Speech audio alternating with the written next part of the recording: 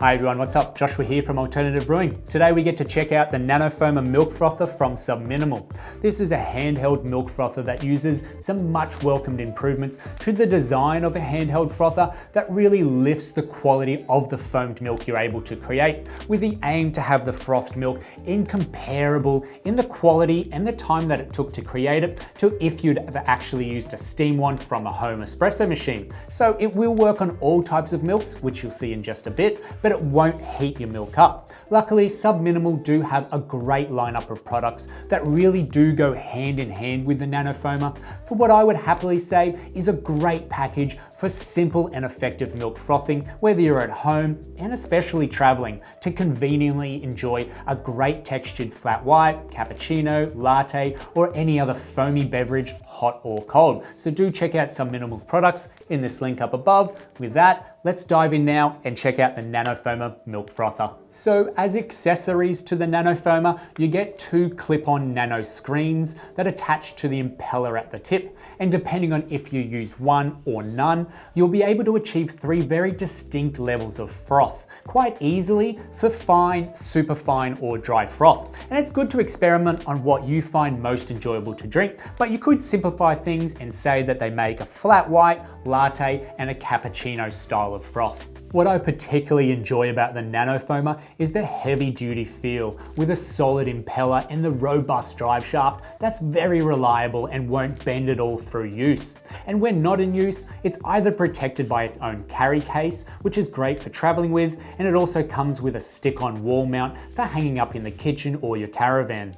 Now it takes two AA batteries that are super easy to change out and worked for me for more than a month of frothing. To begin using the Nanofoamer, you want to have your milk ready in the jug at the correct temperature. So whether you've used a microwave or a stove to heat it up, it's around 60 degrees Celsius that's going to get you the best results for frothing and getting that silky milk texture. So having a thermometer on hand can help get those consistent results. So to start off with, you want to place the Nanofoamer just off vertical and centered in the jug, and position the impeller right below the surface of the milk. Once there, press and hold the button on the front of the Nanofoamer for about 2 to 10 seconds to initially add a good amount of air, which in turn adds that extra volume to the milk. And you can keep it here until you get that depth of froth that you prefer. Now you'll notice this from the milk volume rising up the side of the jug. Once you have this, then move the Nanofoamer directly to one side of the jug and then lower it down further so that the impeller is no longer visible in the milk, holding it here until the majority of the bubbles on the surface have been wrapped in and incorporated into the body of the milk, which should take around 20 seconds or so. It's the high speed of the impeller using the fine mesh of the Nano Screen that create that vortex swirl that breaks up the large bubbles smaller and smaller. So at the end of the day, that texture and the consistency of the milk becomes one, which should resemble wet paint as opposed to an old school milkshake. And once you do feel like you've got that texture just right, it is important to give the milk one final swirl in the jug and then pour as soon as possible to avoid the milk from cooling down too much and then splitting apart.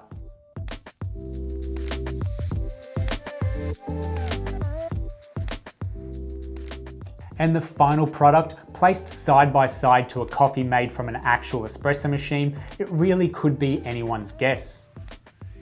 And along with alternative milks, there's been no issue with using soy or oat milk through daily use. And in my experience, that would also remain true for any other of the alternative milks as well.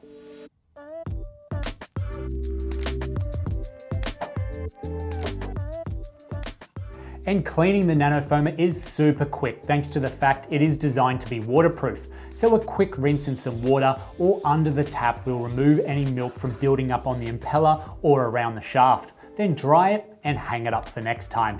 And that's the Nanofoamer milk frother from Subminimal for you.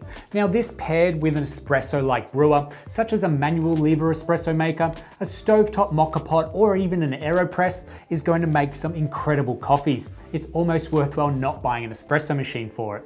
Get the temperature of your milk right, and with a little practice on the consistent texturing with the Nanofoamer, then latte art is also absolutely possible, though I wouldn't necessarily say it's its biggest draw card or benefit from from the Nanofoamer. But as a travel and budget-friendly milk frother, it certainly does a way more effective job at frothing milk compared to, say, a French press style of milk frothing. Along with its improved design as a stick frother, I'm going to be adding this to my regular lineup. So if you have any questions on the Nanofoamer, then add them down in the comment section down below and we'll get straight back to you. Don't forget to hit that little bell icon on your screen, and then that way you stay notified when we bring out new videos just like this every week. And if you've enjoyed this video, hit the thumbs up. Thanks for watching. We'll see you next time.